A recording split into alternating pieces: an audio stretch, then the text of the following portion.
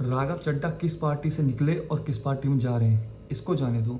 क्या आपको अपनी पिछली स्क्रॉलिंग का याद है कि कुछ टाइम से क्या स्क्रॉल हो रहा है कि वही बार बार सवाल आ रहे हैं कि एयरपोर्ट पे समोसे का सवाल, मिनिमम अकाउंट बैलेंस का सवाल, ये 28 दिन के रिचार्ज को 30 दिन का करने के लिए। इसमें पॉलिटिक्स में मत जाइए, पॉलिटिक्स को देखिए ही मत। अब इस पैटर्न को देखिए जो आप बनाया जा रहा है या जो आपको रिकमेंड किया जा रहा है, जो आपके सजेशन में आ रहा है, ये पैटर्न बन क्यों रहा है। अब वो टाइम निकल चुका है कि कोई इंसान अपनी ज़मीन से जुड़ा होगा और कुछ मेहनत करके पॉलिटिक्स में जाएगा, नेता बनेगा। अब ज़माना है एल्गोरिदम का कि एल्गोरिदम में क्या चीज़ लॉन्च की जा रही है। अगर कोई चीज़ आपको एल्गोरिदम में बार बार दिखाई जा रही है, इसका मतलब कि वो लॉन्च होने वाली है, क्योंकि असल ज़िंदगी में लॉन्च होने से पहले एल्गोरिदम पे लॉन्च किया जाता है। अब तुम एक चीज़ देखो, जब केजरीवाल जेल गया तो क्या ये कुछ बोले, शांत रहे। अब तुम एक चीज़ देखो, जो चीज़ होने वाली थी, क्या राघव चड्ढा ने सेम चीज़ नहीं की। ये समोसे का सवाल जो इन्होंने 10 तारीख को उठाया वो 28 तारीख में हो गया। मतलब मैं मानता हूँ कि अगर कोई चीज़ है उसको इम्प्लीमेंट करने में, उसको स्टार्ट करने में कम से कम 1 या 2 साल लगते हैं। वहीं 10 तारीख में इन्होंने बोला और वही 28 तारीख में सेम चीज़ हो गई। तो क्या इत्तेफाक है? इत्तेफाक नहीं है गाइस। इसके अंदर आपको नहीं लगता कि प्लानिंग हो सकती है कि राघव चड्ढा इस तरीके से तैयार हो रहा है कि जो लोगों की छोटी छोटी चीज़ें हैं जिससे किसी को फ़र्क नहीं पड़ता कि एयरपोर्ट पे समोसा 10 का हो या 20 का हो, अगर कोई बंदा फ़्लाइट अफोर्ड कर सकता है, फ़्लाइट के टिकट अफोर्ड कर सकता है, तो 10 का समोसा 50 में भी खा सकता है। अगर वही रिचार्ज 28 का है और 30 का हो जाए, कुछ इतना फ़र्क नहीं पड़ेगा। तो राघव चड्ढा वो चीज़, उन चीज़ों को टारगेट कर रहा है जो मिडिल क्लास इंसान होते हैं, गरीब इंसान होते हैं ना, उसके दिमाग में बैठी होती है कि यार 28 दिन का तो सही है रिचार्ज, 30 दिन का हो जाएगा भाई, मज़े आ जाएंगे यार। समोसा 10 का एयरपोर्ट में मिलने लग जाए, बेशक वो इंसान कभी एयरपोर्ट पे जाए ही ना, क्यों, उसकी जेब तो खाली है। तो आपको नहीं लगता कि ये सारे सवाल इसलिए बनाए गए क्योंकि राघव चड्ढा को कुछ और करना था? या मोटा मोटा अगर कहने लगें कि मेरे हिसाब से, मेरा ओपिनियन है, जिस चीज़ को आप एनालाइज कर सकते हैं कि राघव चड्ढा कोई चीज़ बोलेगा तो हर चीज़ की क्या नेगेटिव पीआर होती है। तो नेगेटिव पीआर होने से पहले ये अपनी पॉजिटिव पीआर कर लें कि अपनी इतनी अच्छी छवि बना दें देश के अंदर कि आजकल के यूथ को लगे कि ओह मंत्री हो तो राघव चड्ढा जैसा, वरना होते ही मर जाए।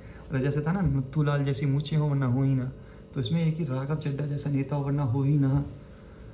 तो यहाँ मुझे लगता है कि, मुझे नहीं, कई लोगों को लगता है कि अब क्या हो रहा है कि राघव चड्ढा अपनी अच्छी अच्छी इमेज बना रहा है कि वो भी कहाँ, बीजेपी में जाने के लिए, कि बीजेपी के नेताओं को ये अच्छा लग गया कि अब क्या होगा, इसकी इतनी अच्छी इमेज हो जाएगी, सबको लगेगा ये क्या, केजरीवाल ने इसको निकाल दिया है, केजरीवाल की पार्टी ने इसको निकाल दिया, अभी बीजेपी में जाएगा तो बीजेपी में एक और एमएलए एमपी बढ़ जाएगा।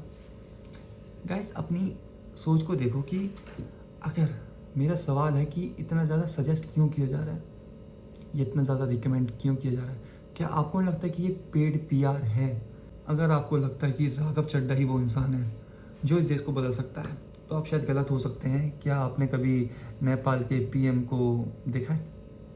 स्ट्रेट फॉरवर्ड एक्शन, जैसे कि एक मूवी आई थी अपने पास बॉलीवुड में कि हाथों हाथ एक्शन लिए जा रहे थे, वो बस मेरे हिसाब से पहले भाई मुझे भी लगा था कि हो सकता है कि राघव चड्ढा सही हो सकता है।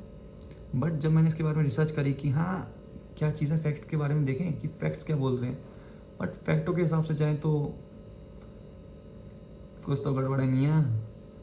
फैक्ट ये बोलते हैं कि जो चीज़ बार बार दिखाई जाए, एक इंसान के दिमाग को हिट करती है वो चीज़, और जब इंसान के दिमाग में बार बार वो चीज़ लगती है और हिट करती है तो एक इंसान कंफ्यूज हो जाता है कि क्या सही है क्या गलत है। अब उसके सामने आएगा ना कि यार इसको चुने इसको चुने, और इसको हम ज़्यादा देख रहे हैं, तो बंदा उसको चुन लेगा कि उसको नहीं पता कि भाई बाद में क्या करेगा।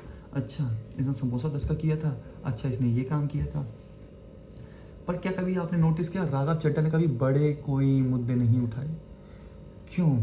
क्योंकि बड़े मुद्दे सब उठा रहे हैं, तो उसने सोचा छोटे छोटे मुद्दे उठाते हैं, वो करते हैं। आज के लिए बस इतना ही, और इसके ऊपर हम एक डेडिकेटेड वीडियो लाएंगे जिसके अंदर पूरे फैक्ट्स होंगे, पूरे स्क्रीनशॉट्स होंगे फैक्ट्स के, जो मैं वीडियो में ऐड करूँगा। बस ये वीडियो इसलिए थी कि थोड़ा सा लोगों को पता चले कि हाँ ये चीज़, क्योंकि देखो ज़्यादा बड़ी वीडियो कोई देखता नहीं, तो मैं सोचा कि छोटे से वे के अंदर सारी चीज़ें बताऊँ, कोशिश करूँ बताने की कि लोग जल्दी समझ पाएँ कि क्या हो रहा है देश के अंदर। और हर इंसान अच्छा नहीं होता, बेशक वो तुम्हारी छोटी छोटी चीज़ों को पकड़े, क्योंकि जो छोटी छोटी चीज़ पकड़ा छोटी छोटी चीज़ ठीक करेगा। ये देश के अंदर बेरोजगारी भी है, अंधभक्त भी हैं, उनको हटाओ, देश अपने आप चल पड़ेगा। मिलते हैं गाइस अगली वीडियो में, जब तक के लिए love you, tata bye bye.